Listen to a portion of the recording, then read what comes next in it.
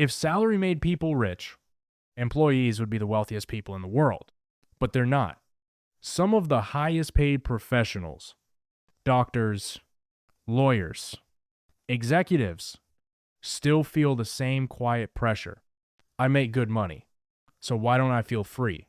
That's the salary trap, and almost nobody talks about it. Let's get something straight. There's nothing wrong with earning a salary. A steady paycheck can change your life. It gives you safety, stability, options. But if your entire financial identity is built on your paycheck, you might be building comfort, not wealth. And those are not the same thing. The most dangerous financial traps don't look like mistakes. They look like progress. Your first real job feels incredible. Direct deposit hits. Benefits kick in. You feel secure. You feel like you've made it. Then the raises start coming. 50,000, 65, 80, six figures. On paper, that's success. But here's what most people never notice. Every raise increases your lifestyle before it increases your net worth. You move into a better apartment, upgrade the car, travel more, spend a little easier. You tell yourself, I've earned this, and you have, but quietly, your expenses rise with your income, sometimes faster. And the moment your income becomes your lifestyle, you've built a system that requires constant earning, not ownership. There's a ceiling nobody talks about. It's not set by the government, not the market. It's set by comfort. Once you can afford a decent place, a reliable car, a couple vacations a year, you feel fine.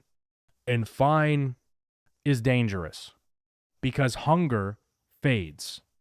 Urgency fades. You stop asking, how do I build assets? And start asking, what's my next raise? Income feels productive, but it's rented. The moment you stop working, it stops coming. Ownership doesn't. Income builds lifestyle. Ownership builds freedom. You can make $150,000 a year and still feel anxious. You can make $70,000 and feel secure. If you're building assets consistently, the difference isn't intelligence, it's behavior. If your money goes into payments, upgrades, subscriptions, you're improving lifestyle. If it goes into investments, equity, cash flow, assets, you're building leverage. One makes you look successful. The other makes you independent. And independence is quiet, but powerful. Here's how the trap usually works. You get a raise. You upgrade your life. You normalize the new standard. Then you get another raise and expand again. 10, 15 years pass. You're earning more than ever, but your savings rate barely changed. Not because you're reckless, because expansion feels normal. When income rises, expenses rise. When expenses rise, dependency rises. And when dependency rises, freedom shrinks. You become cautious, afraid to leave, afraid to risk, afraid to lose stability. The paycheck that once empowered you now controls you. In America, your salary becomes your identity. What do? That question really means, how much do you earn? Your title shapes your confidence. Your income shapes your self-worth. So even when you're financially fragile, you look successful, and pressure builds quietly. I can't lose this job. Not because you lack skill, because you lack ownership. Freedom doesn't come from high income.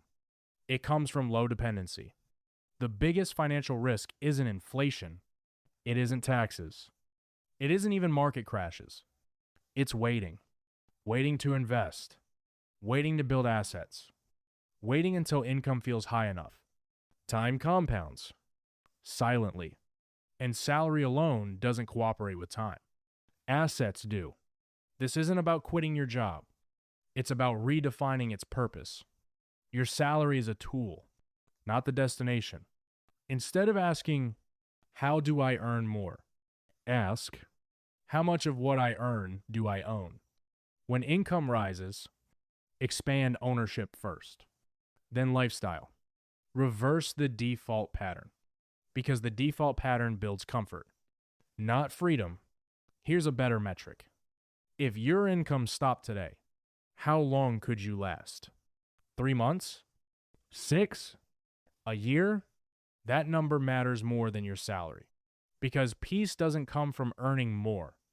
It comes from needing less and owning more. Wealth isn't dramatic.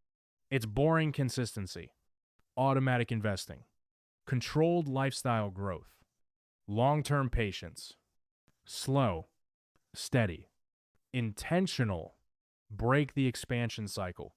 Keep your lifestyle slightly below your income growth. Invest the gap. Over time, that gap becomes power. The goal isn't a higher salary. It's optionality. The ability to leave, to pivot, to say no, to slow down. Salary gives momentum. Ownership gives control. You need both. But most people only build one. The salary trap doesn't feel like a trap. It feels like progress. It feels safe.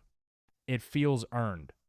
But safety without ownership is dependency. And dependency limits freedom. So the next time your income rises, pause. Before you upgrade your life, upgrade your ownership. Because income builds lifestyle. Ow.